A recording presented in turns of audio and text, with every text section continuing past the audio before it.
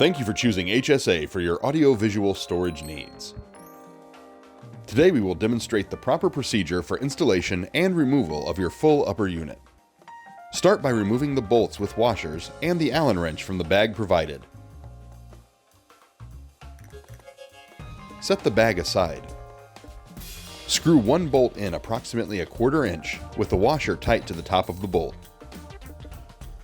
Repeat this process on the other side of the desk. Do not fully tighten the bolts at this time. Carefully insert the upper unit into the desk space with the pre-cut grooves to the back. Slightly lift up on the unit to allow the bolts to slide into the grooves smoothly. Tighten one side first. Then, tighten the other side while holding the unit in place so it doesn't slide forward.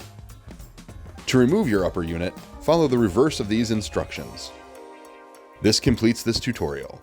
Thank you again for choosing HSA.